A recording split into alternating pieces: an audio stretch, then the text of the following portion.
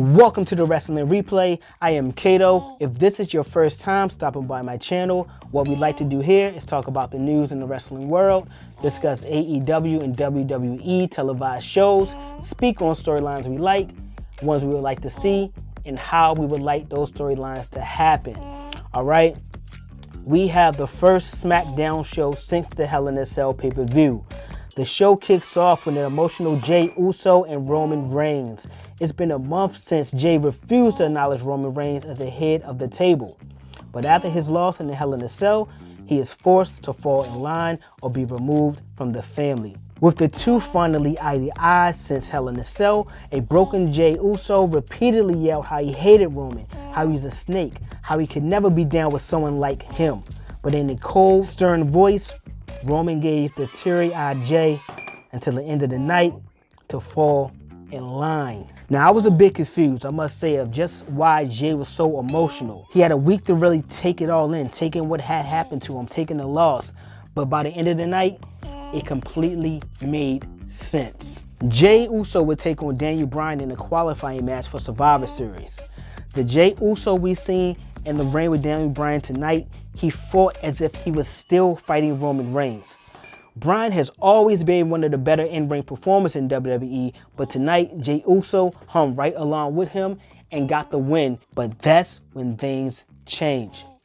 Roman Reigns had already made his way down midway through the match to watch his cousin perform. After Jey picked up the win, Roman Reigns entered the ring. Jey looked Roman Reigns in the eye and said, "I'm with you.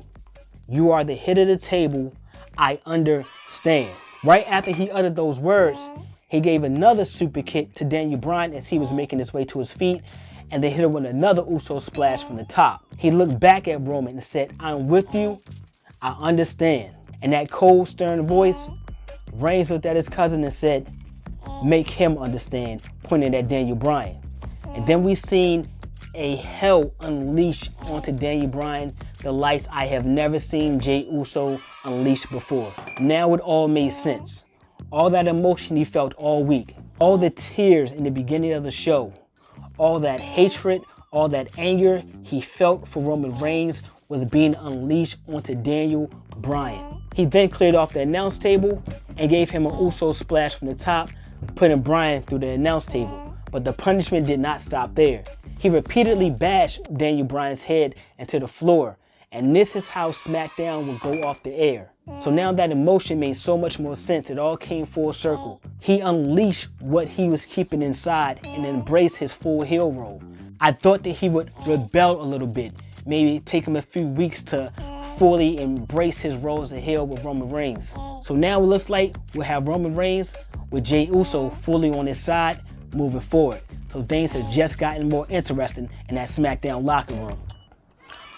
Also in the show, we got to see the new SmackDown Women's Champion, Sasha Banks. She comes down to the ring pretty much to celebrate her win in her new championship title and also to discuss her facing Asuka at Survivor Series. She was interrupted by Bayley, who made the valid point of, "You may not fare too well against Asuka without me in your corner."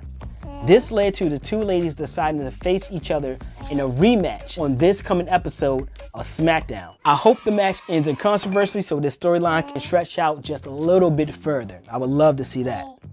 Now on to a storyline that I dread, that I am so sick and tired of.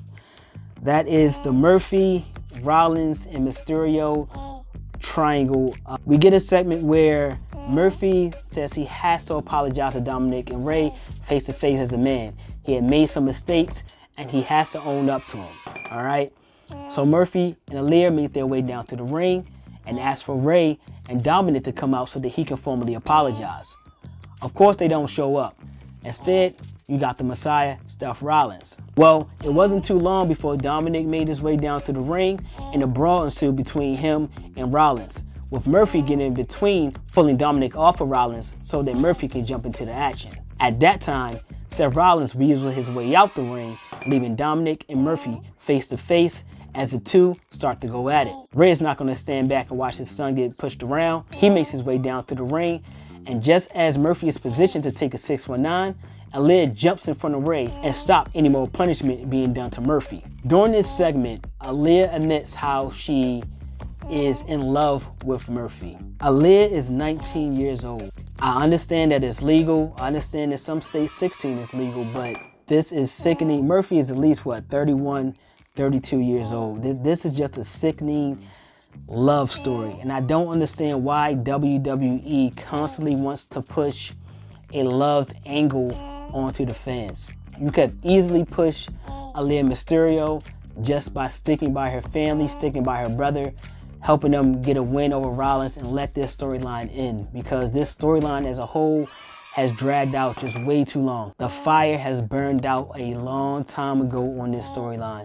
I just hope that it comes to an end very soon. I would just like to see Murphy and Rollins wrestle. That's all I want to see. They're making her out to be so naive. I don't want to say dumb or stupid, but they're making her out to be so naive, as if she didn't see the pain that Rollins and Murphy has caused her brother, that they caused her dad. So at what point of them constantly injuring your father and constantly beating up your brother did you find the time to fall in love with Murphy? I'm just over with this as a whole.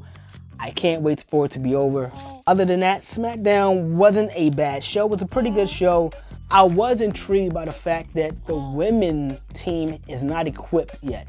Unlike Raw team, where they only had one qualifying match and the rest of the team was already assembled. On SmackDown, it looks like they're still picking out who they want to be on the women's side, with Bianca Belair being the team captain. She won her triple threat match tonight, but also made Natalya look a little bit weak with how long Belair and Billie Kay was able to last inside of her sharpshooter. So I don't know if Natalya's losing some steam. I don't know if they're going to have to rebrand her again since she's on SmackDown. That would make sense right now. But at this point, it doesn't look like she's going to be making a Survivor Series cut. So I will have the rest of the SmackDown show posted in the description below. Make sure you take a look. Let me know what you guys think about the Jey Uso and Roman Reigns situation. Let me know what you think about Aaliyah and Buddy Murphy. And if you haven't already, please smash that like button, hit subscribe, turn on your alerts so that you'll know every time we drop a video. All right, I'm Kato, signing out. Peace.